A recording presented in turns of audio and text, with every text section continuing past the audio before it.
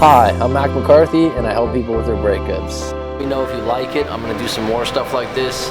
If you are going through a breakup right now, go ahead and visit writemac.com, WRITEMAC.com. Send your story, and I can give you my take on that. Otherwise, have a good one. Since today I'm on location in the Phuket forest, jungle, whatever you want to call it. Beautiful place. This is where I go hiking. You can hear the creek in the background. Doing more things on different locations here in Phuket. Hope you like it. Put it in the comments below if you do. Now, today I want to talk to you about something.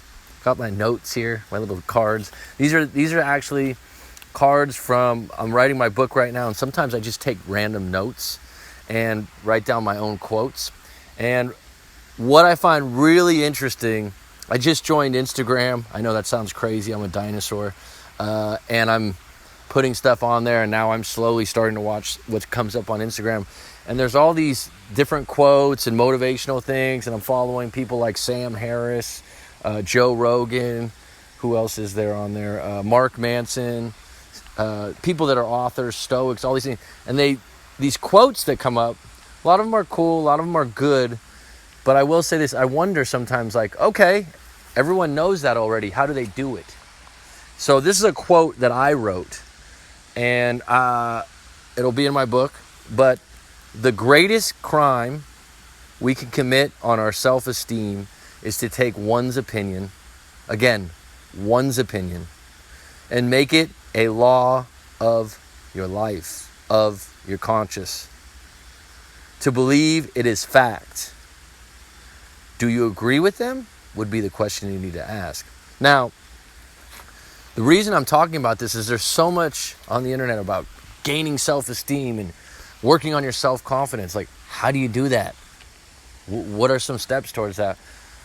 Well, one of the things you have to go through and excavate is where someone in your life at some point said something to you that you're holding as truth.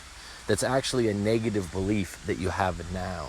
And people don't realize this, but you're constantly combing up everything that comes through your vision, your five senses, and you're eating it up and you're digesting it. And especially when you're young, you keep it.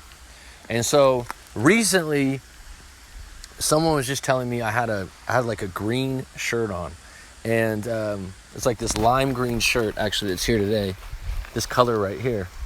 And I was going for a run, and she ran into me, and she's like, yeah, you know, I just want to tell you, she sent me a text message later on, she's like, yeah, I just want to tell you, like, don't wear that green shirt again, it looks ugly. You should just wear white or black shirts. And it was like, okay, right? If I was younger and I was low on confidence, I was worried, I'd be like, oh my God, maybe I should get rid of that green shirt. You get to a point where do I agree with that? Do I care? Do I not agree? It's a fucking opinion, right?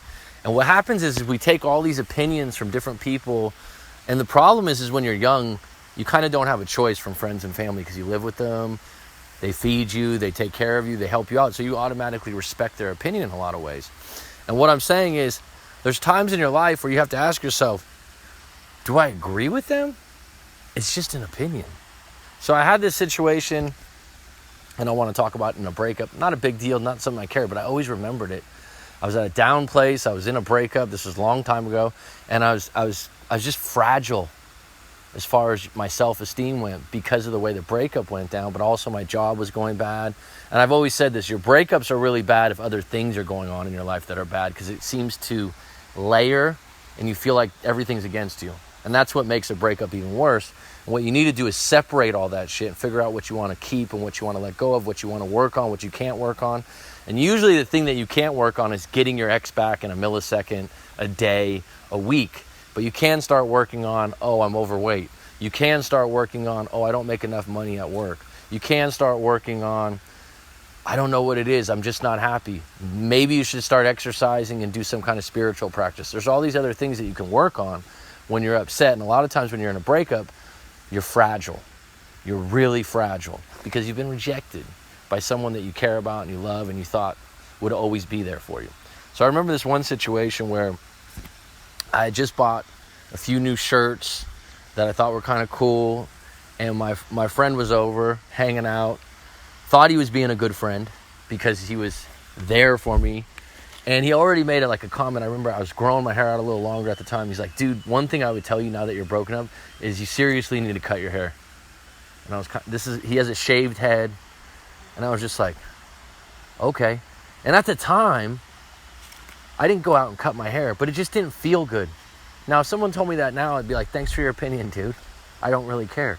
But at the time, it was like, should I get a haircut or should I not?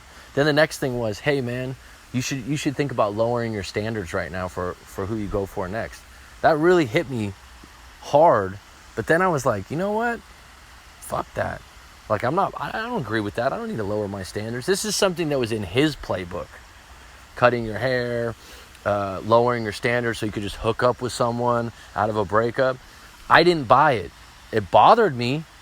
It hurt me for a moment, but I didn't digest it. I just spit it out. I didn't even say anything either. I didn't fight it. Then him and his girlfriend came over. They hung out. We were at my house, and we were in my room because I had roommates at the time. I had a pretty big bedroom, a TV in there, and we're just hanging out. And she somehow comes over to my closet that had some shirts and different things, and she's like, one of the things I can tell you, Max, she's like, don't ever wear stripes. Striped shirts, I just hate them. Girls hate them. I just had bought 2 striped button-up shirts that I thought were pretty fucking cool. And coming from her, a good-looking woman that was fashionable, I'll tell you the truth, for a little while there, I was like, I'm not going to wear those striped shirts. They're not that cool. It bothered me. It hit me. And this is the thing I want to tell you, and I'm going to repeat this. The greatest crime we can commit on our self-esteem is to take one's opinion, and make it a law of our conscious day, and make it a law of our life. Make it a fact. Do you agree with them is the question. How do you build up your self-esteem and confidence? You take opinions you respect. You take opinions you agree with. You put them in your back pocket. You take opinions that you don't like or you don't respect or don't vibe with you. Let them go. And so, like I said, during a breakup, you can be a little bit more sensitive. So keep in mind who you're hanging out with. And the reality is, there's some women out there that like a guy with long hair. There's some women out there that like a guy that doesn't go for lower standards. There's some women out there that like a guy that wears striped shirts sometimes, right? Or it just doesn't matter. Maybe the girl goes, God, I don't like those striped shirts, but I still like him. And so where does self-esteem come from? It's the ability to take opinions, one's opinion, and deflect them and be okay with them. Because at the end of the day, there's a lot of people that think they speak for everyone. Oh, women don't like this. No, you don't like that. Oh, girls don't like that. No, that's what you believe women don't like. You understand what I'm saying? So if you want to build your self-confidence, don't accept one's opinion as a law or a fact that you don't agree with. I hope that helps you. Please visit rightmac.com if you have a breakup story you want to share, or if you'd like to book a live coaching. I'll leave you with the waterfall.